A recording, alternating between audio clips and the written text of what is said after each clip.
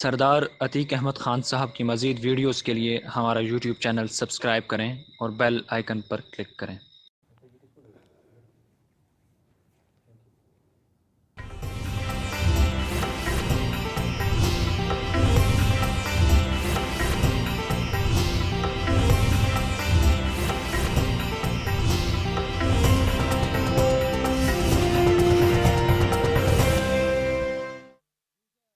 بسم اللہ الرحمن الرحیم۔ السلام علیکم ناظرین، جیو نیوز کے اسلام آباد اسٹوڈیو سے گلگت بلتستان کے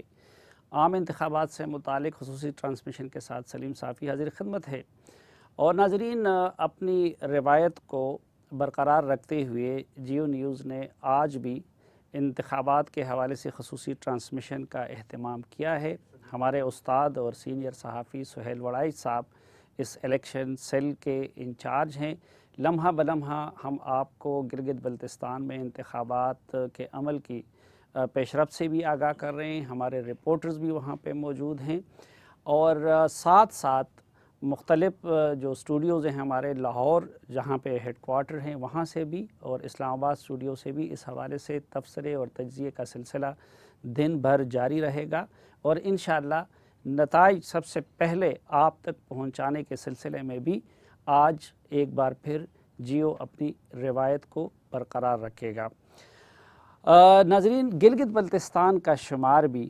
پاکستان کے ان محروم اور پسماندہ علاقوں میں ہوتا ہے جو کہ ہماری توجہ بہت کم اپنی طرف مبذول کراتے ہیں۔ مسائل وہاں کے بھی سنگین ہیں۔ پاکستان کے لیے اہمیت گلگت بلتستان، آزاد کشمیر، فاٹا یا پھر بلوچستان جیسے علاقوں کی کسی بھی دوسرے حصے سے کم نہیں ہے، لیکن بدقسمتی یہ ہے کہ ہماری سیاست میں اور ہماری صحافت میں ان لوگوں کو اور ان کے مسائل کو بہت کم حصہ ملتا ہے۔ آج جب کہ پاکستان کے تمام پاکستان کی نظریں گلگت بلتستان پہ لگی ہوئی ہے، تو ہم نے یہ مناسب سمجھا کہ اس موقع سے فائدہ اٹھا کے ہم گلگت بلتستان اور اس سے متصل علاقوں کی صورتحال سے کچھ اپنے آپ کو بھی آگاہ کریں، اور اس حوالے سے ہماری حکومت کے جو عزائم اور ارادے ہیں یا جو کمزوریاں ہیں اس پہ بھی بات کریں، اور ساتھ ساتھ ہم جو ابھی انتخابات ہو رہے ہیں اس سے متعلق بھی تجزیہ اور تبصرہ اپنے مہمانوں اور ماہرین کے ساتھ کریں گے۔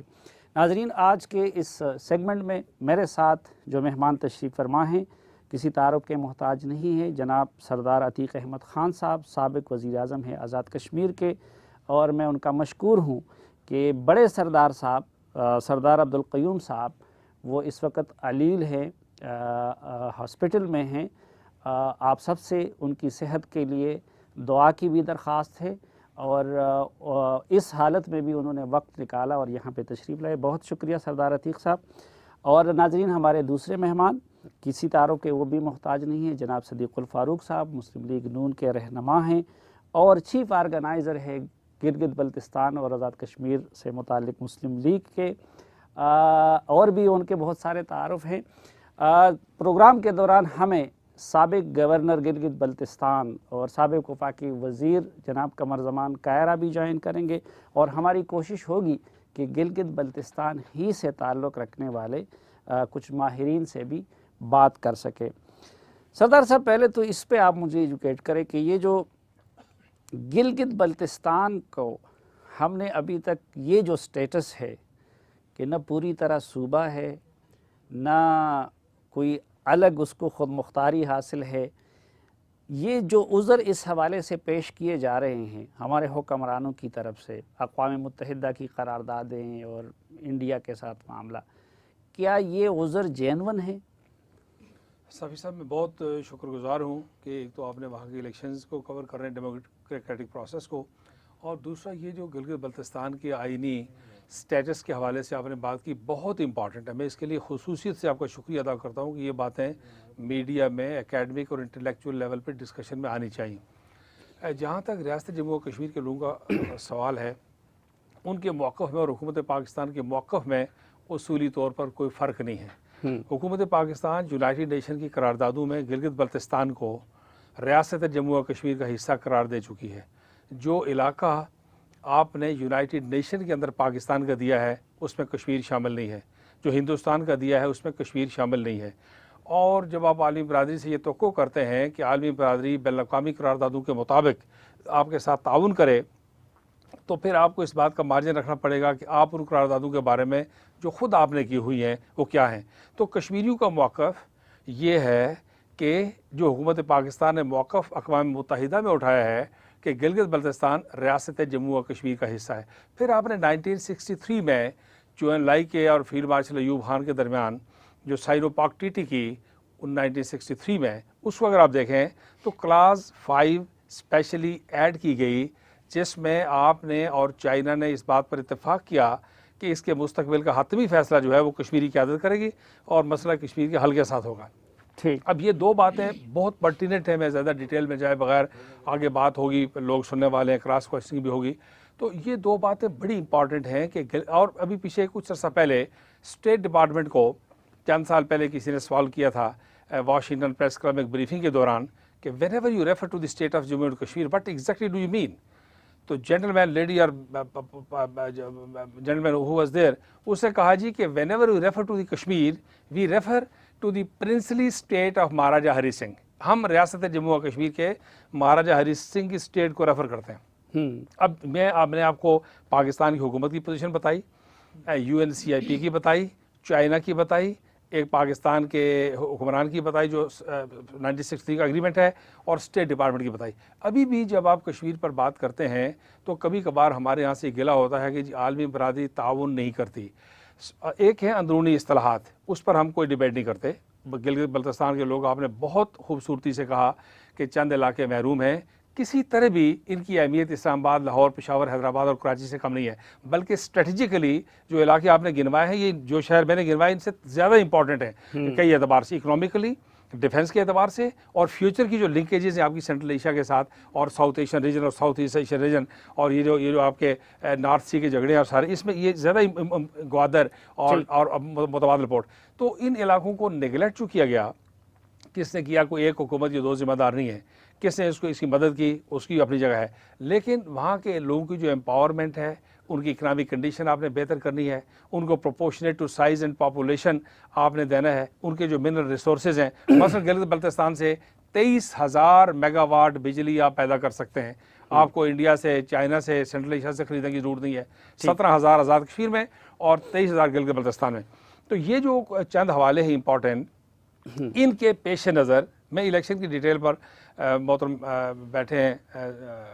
مسلم لیگ کا ورشن بھی گورنمنٹ کا بھی دیں گے، صدیق الفاروق صاحب اور باقی لوگ بھی بات کریں گے، تو یہ جو بات آپ نے پوچھی ہے بہت امپورٹنٹ ہے، اور اس کو ذہن میں رکھے بغیر ہم مسئلہ کشمیر انڈیا کو بلیم کرتے رہیں جی کہ وہ ہمارے ساتھ تعاون نہیں کرتا۔ ہم روز کہہ دیں گے عالمی پر، میں دنیا کے تمام امپورٹنٹ کیپٹلز میں جانے کا موقع ملا ہے، ایسے علاقوں میں بھی جا کے ہم نے کانفرنسز کی ہیں، صافی صاحب، ڈاکٹر غلام نبی فائز صاحب نے اور میں نے، جہاں پورے ملک میں کوئی پاکستانی نہیں ہے اور کوئی کشمیری نہیں ہے، یوراگوائے میں، مانٹی ویڈیو میں، لیٹن امریکہ میں، وہاں بھی لوگ کشمیر کے حل کی بات کرتے ہیں۔ جب کشمیر کے حل کی بات کریں گے تو آپ یونائٹڈ نیشن کی قراردادوں پہ زور دیتے ہیں، تو پھر UN ریزولوشن کو آپ نے پہلے آنر کرنا ہے کہ وہ کیا ہے۔ صدیق الفاروق صاحب، کیوں نہ ہم گلگت بلتستان کو پنجاب کی طرح، سندھ کی طرح، خیبر پختونخوا کی طرح باقاعدہ ایک صوبہ بنا دے، تاکہ ان لوگوں کو ہمارے مرکزی اداروں میں بھی نمائندگی مل سکے اور وہ بھی مین سٹریم میں آ جائے۔ بسم اللہ الرحمن الرحیم۔ بہت شکریہ سلیم صافی صاحب، سردار صاحب نے بڑی تفصیل سے اس کی اسٹریٹجک، کانسٹیٹیوشنل اور انٹرنیشنل حوالوں سے جو اس کی پوزیشن ہے وہ بیان فرما دی ہے۔ یہی وہ چیزیں ہیں قراردادیں جو ہمیں مستقل بنیاد پر اسے ایک صوبہ قرار دینے میں مانے ہیں۔ اگر یہ مسائل حل ہو جائیں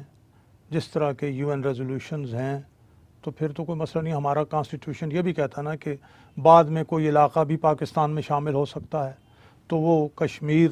جو مہاراجہ کی پوری ریاست کی بات کی، یہ اسی کی بنیاد پر ہم نے اپنے منشور میں بھی اور اس سے پہلے بھی، بالخصوص ہم نے اپنے منشور میں یہ کہا ہے کہ اس کو ہم صوبے کا سٹیٹس دے دیں گے، لیکن ایڈمنسٹریٹو بنیادوں پر۔ کانسٹیٹیوشنلی ابھی جب تک یہ انٹرنیشنل پرابلم حل نہیں ہو جاتا، باقاعدہ پنجاب کی طرح، سندھ کی طرح ہم اسے صوبہ اگر قرار دے دیں گے تو پھر اس کا یہ مطلب ہوگا کہ کشمیر، ریاست کشمیر اور یہ تو ہماری طرف آ گئے، اور پھر ہم نے گویا تسلیم کر لیا کہ لائن آف کنٹرول کے اس پار جو کشمیر ہے وہ پھر ان کا حصہ ہو گیا، وہ پھر ان کا، وہ بھی جو شامل کرنا چاہتے ہیں وہ بھی پھر درست کر رہے ہیں۔ اس لیے ہم تو لیکن اس 67 ایئرز میں ایک بات جس کی طرف میں ہمیشہ بہت زور دے کر کہتا ہوں کہ ہمارے ہاں جو بار بار اپنا آئین توڑا گیا ہے، غیر آئینی اقتدار یہاں رہے ہیں، ان کی وجہ سے جو تسلسل ہونا چاہیے تھا، یہ پرویز مشرف کے دنوں میں آپ کو معلوم ہے وہ 16 حل پیش کرنے جا رہے تھے کہ جی کشمیر کے کبھی کچھ کہتے تھے، کبھی کچھ کہتے تھے، ایک پالیسی نہیں تھی۔ قومی سطح پر بھی کسی حد تک کہیں نہ کہیں اختلاف رہا، لیکن الحمدللہ اوورآل کشمیر ہو یا گلگت بلتستان، اس پر ہماری پوزیشن پالیسی ایک رہی ہے۔ صدیق فاروق صاحب، آپ دیکھیں پرویز مشرف صاحب کی طرف چلے گئے تو ہمارے پاس بھی ایک بریکنگ نیوز آ گئی، اس کے لیے ایک مختصر سی نیوز بریک لیتے ہیں اور وہ بریکنگ نیوز آپ تک پہنچانے کے بعد واپس آتے ہیں اور مہمانوں کے ساتھ گفتگو کنٹینیو کرتے ہیں۔ ایک مختصر سی بریک۔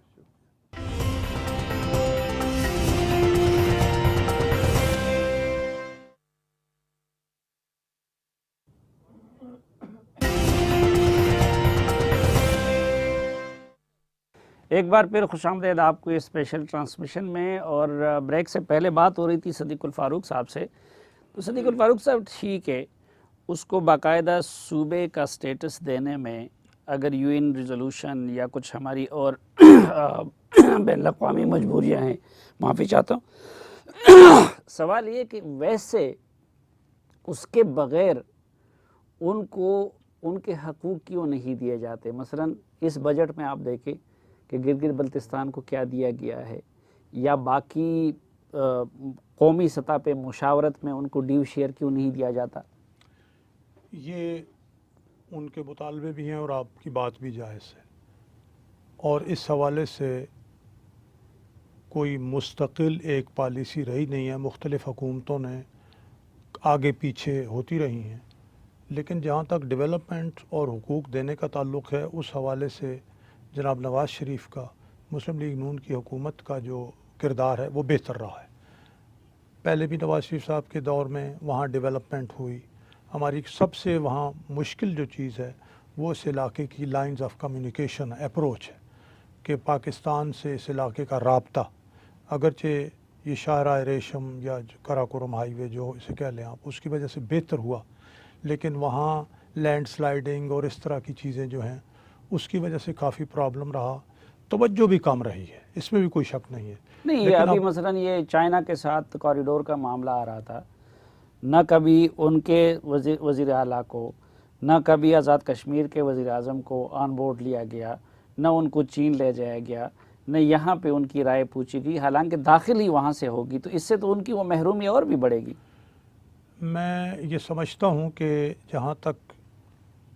اس دور میں تو یہ جب یہ معاملہ ہوا ہے، یہ تو وہاں انٹرم گورنمنٹ ہی تھی، پوچھنا چاہیے تھا، لیکن جو لیڈرشپ ہے ہماری، سیاسی لیڈرشپ ہے ہماری، اپنی لیڈرشپ ہے مسلم لیگ نون کی، اور ماشاءاللہ بڑی بیدار مغز لیڈرشپ ہے اس وقت جو بالخصوص ہے،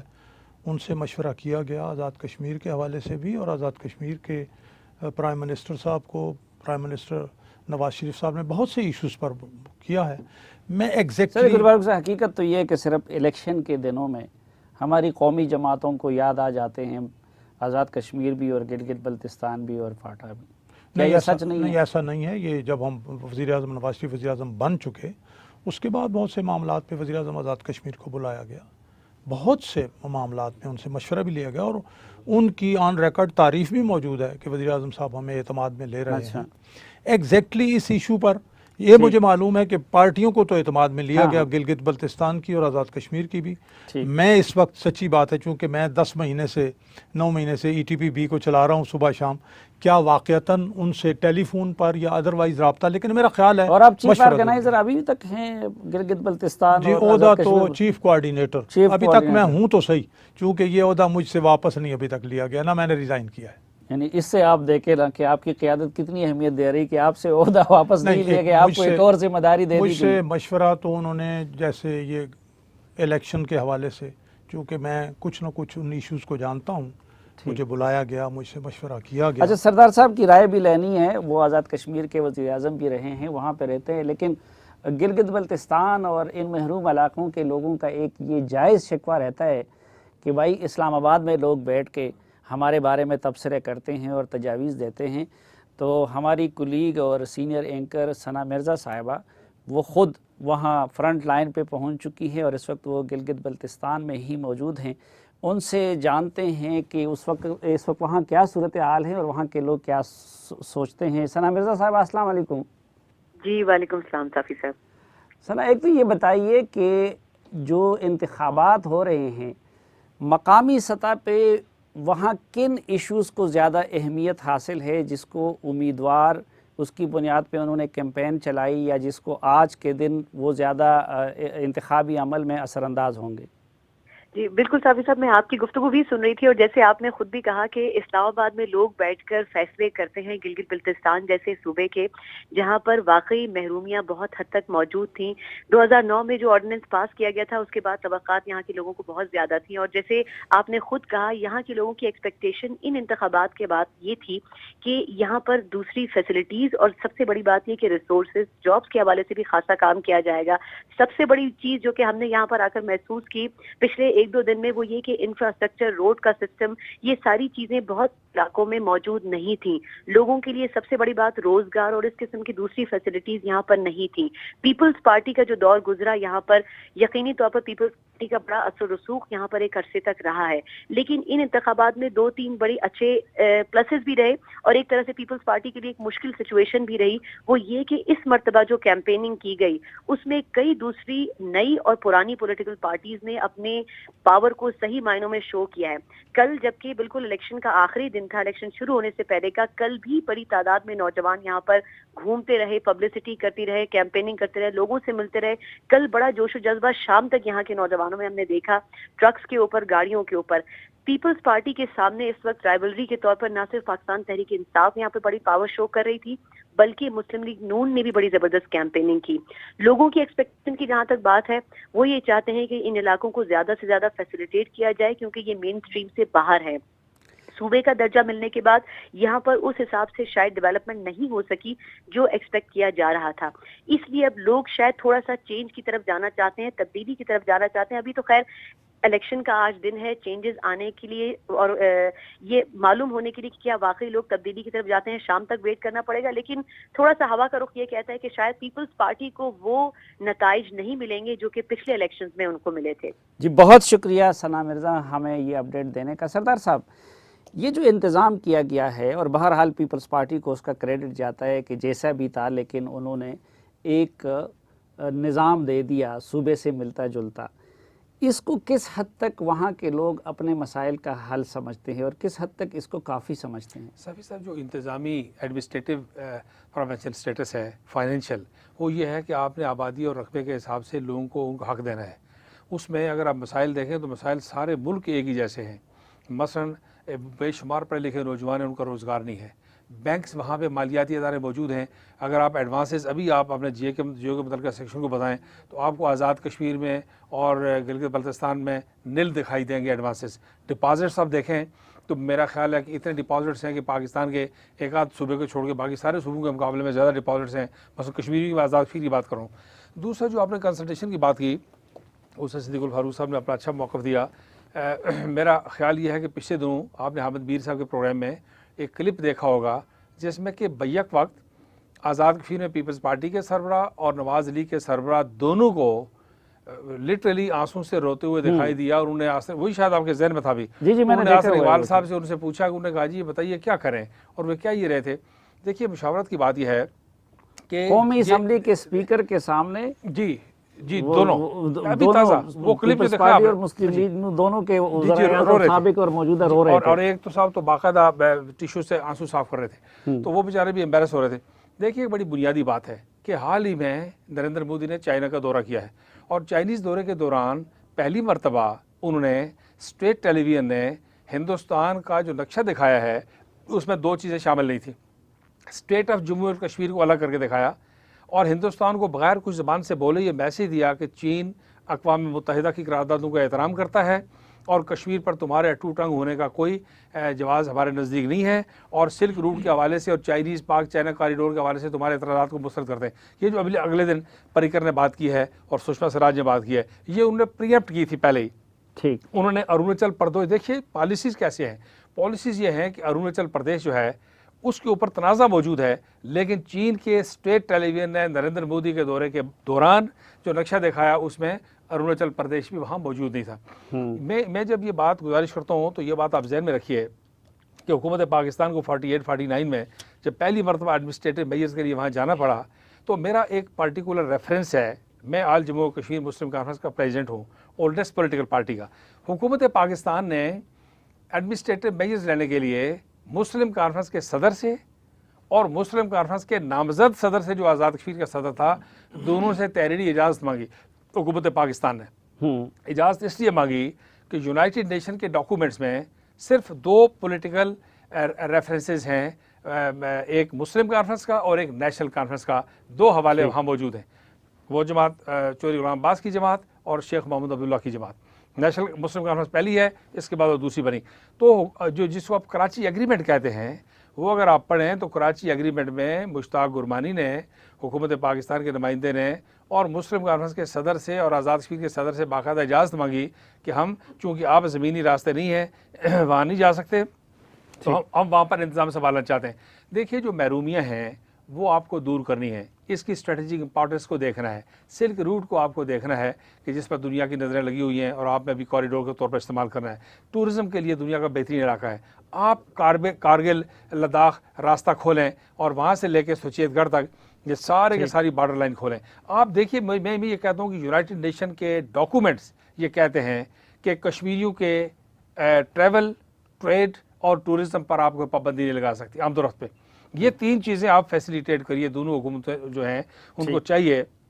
कि कश्मीर के हवाले से ऐसी बात करें कि जिससे कश्मीरी खुद पाकिस्तान और हिंदुस्तान को करीब लाने में मदद करें। हम लोग जो है कश्मीर के लोग, जम्मू कश्मीर की आवाम, हम पाकिस्तान हिंदुस्तान के ताल्लुकात में बेहतरी देखना चाहते हैं, लेकिन चूँकि हिंदुस्तान का एग्रेशन है, अभी न्यूयॉर्क टाइम्स का एडिटोरियल कहता है कुछ अर्सा पहले का कि हिंदुस्तानी फौजों की तादाद जो है वो 7.5 लाख से ज़्यादा है। अभी आप देखिए कि वहाँ पर क्या हुआ कि नरेंद्र मोदी साहब को श्रीनगर में एक सीट भी नहीं मिली। इन महरूमियों को क्यों दूर नहीं करते? अभी आप देखिए कि पूरे गिलगित बल्तिस्तान में लोग कहते हैं कि क्या एक भी बंदा आपको नहीं मिला कि आप लोगों ने बरजीस ताहिर साहब को गवर्नर बना दिया? इस पर 2 बातें। एक तो कश्मीर के हवाले से करीब की बात की सरदार साहब ने, अच्छी बात है। कश्मीर ही वो मामला है जिसकी वजह से दोनों मुल्क दूर भी हैं और लड़ाइयाँ भी हुई हैं। ठीक, अब उस तरफ की क़यादत जो है इंडियन लीडरशिप, मैं महसूस करता हूँ कि उनका सिवाय अटल बिहारी वाजपेयी के दिनों के उनके रवैये अमूमन नेगेटिव ही होते हैं। वो पॉजिटिव कुछ हुए तो परवेज़ मुशर्रफ साहब ने क्या किया। दूसरा ये जो हमारी लीडरशिप तो नहीं कह, जो हमारे आमिर आए हैं गैर आइनी, उनमें से एक तो वो भी आए जिन्होंने कहा जी सियाचिन ग्लेशियर जब चला गया तो उन्होंने कहा वो क्या नहीं, आमिर तो आमिर होते हैं, लेकिन जब जमहूरी आमिर बन जाते ये बड़ा, यही मैं कह रहा हूं कि देखिए उनको तो ज़्यादा करीब लाने की ज़रूरत है, उनको गले से लगाने की। जी, जब मैं यर्ज़ करूँगा कि ग्रेजुअली अब जब नवाज शरीफ साहब पिछले इलेक्शनों में वहाँ गए, शहबाज शरीफ साहब गए, तो जो कमिटमेंट्स उन्होंने वहाँ की, एक एक कमिटमेंट पूरी की। अब पीपल्स पार्टी का दौर हुआ, ये नुमाइंदा नहीं है तो मैं ज़्यादा बात तो नहीं करता, लेकिन बदकिस्मती से 5 साल में जो लाइन ऑफ कम्युनिकेशन की, अभी आप सना मिर्ज़ा ने भी बात की, 1 किलोमीटर सड़क नहीं बनी। अब इंशाल्लाह आप देखेंगे, मैं ये जहाँ तक मैं वहाँ के हालात को जान रहा हूँ, कुछ राब्ते में हूँ, मुस्लिम लीग नून इंशाल्लाह मिल के किसी के साथ या इंडिपेंडेंटली हुकूमत बनाएगी। जो मंशूर हमने दिया वो देखेंगे कि हम बहुत आगे जाएंगे, जो हम उसको एक सूबाई स्टेटस देने जा रहे हैं। साहब, मैं माफ़ी चाहता हूँ, बात आपकी अधूरी रह गई, लेकिन वक्त हमें मज़ीद इजाज़त नहीं देता, मुझे वाइंड अप करने के लिए कहा जा रहा है। नाज़रीन, गिलगित बल्तिस्तान के इंतखाबात से मुतालिक ये ख़ुसूसी ट्रांसमिशन जारी रहेगा, लेकिन न्यूज़ ब्रेक के बाद दीगर हमारे जो कुलीग्स हैं वो होस्ट करेंगे। सलीम साफ़ी को इजाज़त दीजिए, अल्लाह हाफ़िज़।